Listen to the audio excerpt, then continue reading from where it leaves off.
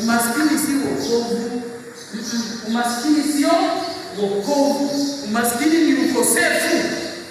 Umaskini ni nini? Ni ukosefu, sio wokovu. Kwa sababu sasa sisi ni maskini. Sasa tuko wazuri sana kwa kanisa. Ngoja siku utapata pesa ndio tunajua duka la sadaka. Leo wewe mtakatifu kiingia kanisa kwa mlango. Ifika hapa, ukisalimia pastor, ukitoa ushuhuda, na unaokoka sana. Ngoja upate pesa. Unasalimia pastor kwa ajili nyaje pasi. Kifua imeingia usiku na kitu. Pesa ni nzuri, pesa ni nzuri. Tafuteni pesa kwa bidii.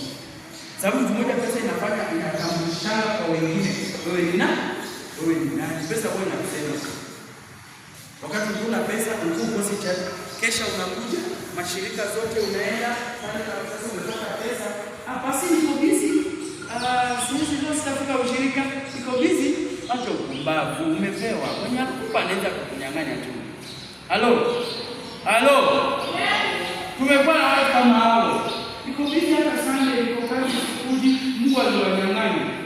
Na ukifanya Mungu ni hakuna yusa